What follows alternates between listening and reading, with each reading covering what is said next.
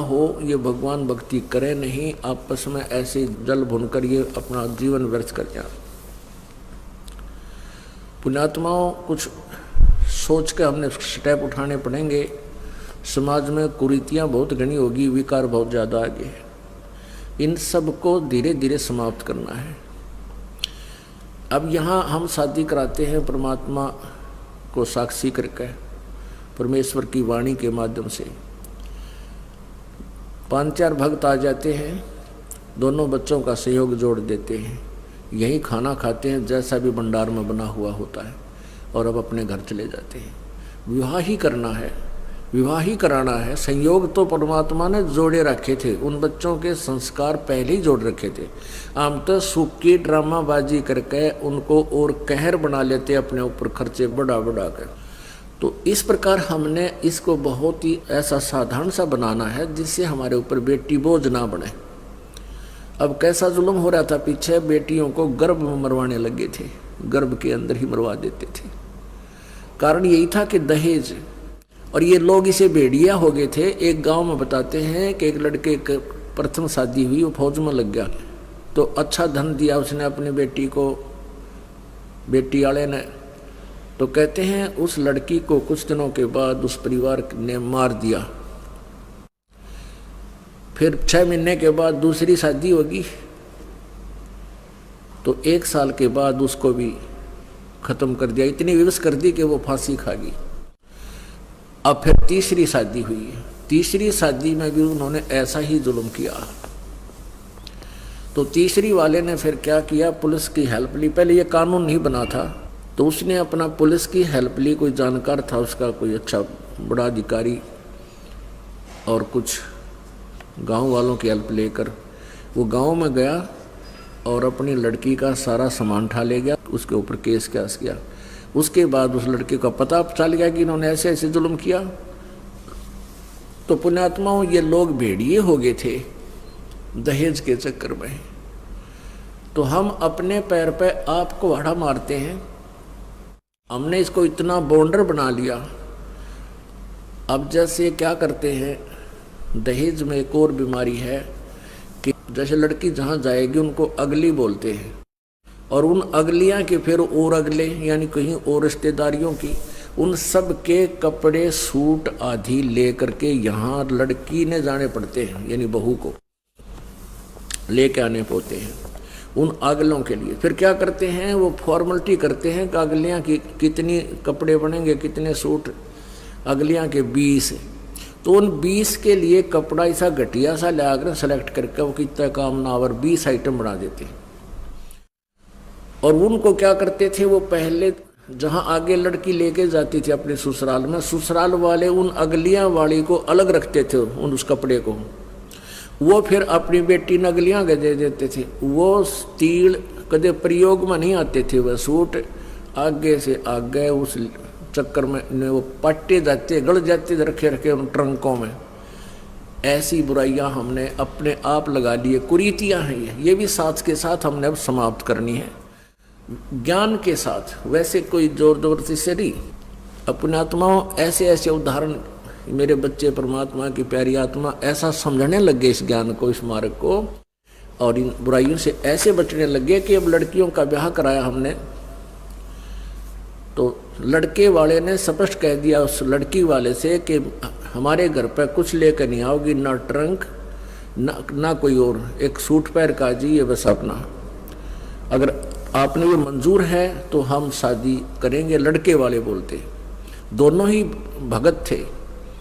तो फिर लड़की वाले ने क्या चिंता थी, भाई ठीक है जैसे आपकी इच्छा।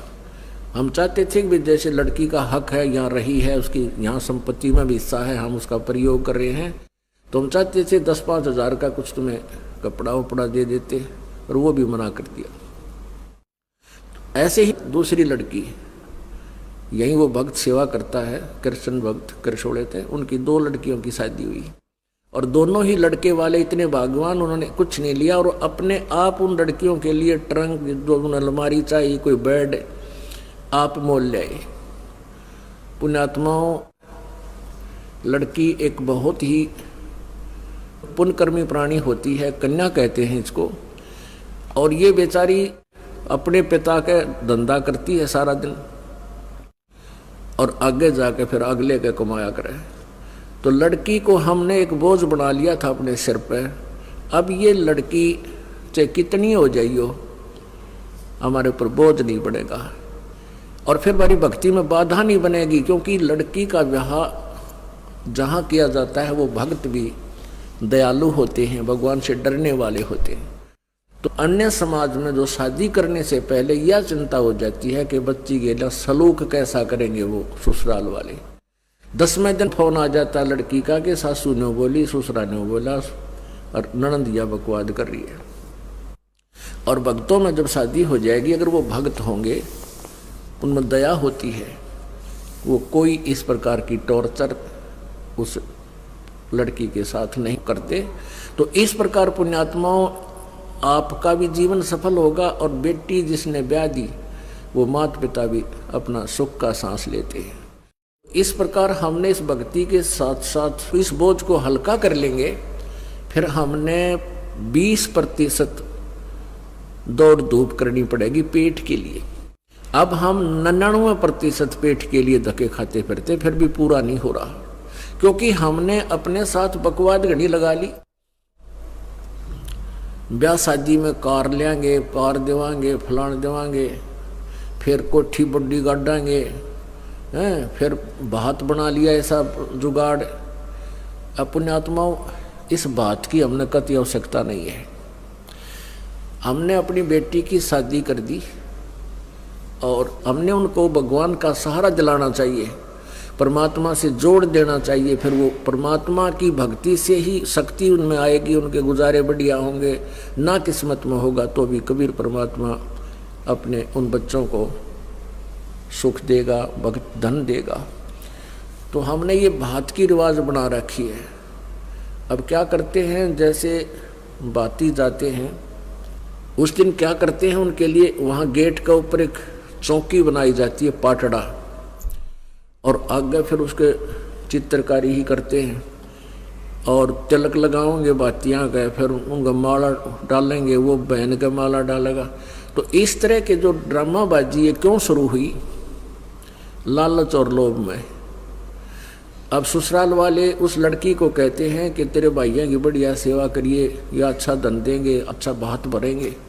मान लिए उन्हें 1500 रुपये दे दिए बात में कि सारी उम्र का काम हो गया वो। तो ये उन पर भी बोझ। अच्छा फिर कपड़े, जैसे शादी होती है हम देखा करते तो सबके नए कपड़े बनवाया करते, रिश्तेदार आ जाते, बहन बेटियां आ जाती, अपने घर वाले के भी, यानी ब्याह वो जो लड़का लड़की का संयोग जोड़ने में जो खर्चा थोड़ा होया करता, ये बाकी ड्रामाबाजी में विघ्न हो जाया करता। तो हमने इन सब को, जैसे हम भात में जाते हैं और हम अपनी पूजा कराते हैं, तिलक आदि लगवाते हैं, ये नहीं लगवाना चाहिए, क्योंकि हम जीव हैं। अगर हम भक्ति पर लगे हुए हैं और हम दूसरे से अपनी पूजा कराते हैं तो परमात्मा रुष्ट हो जाता है, आपका नाम खंड हो जाएगा। हमने यहाँ अपना टाइम पास करना है।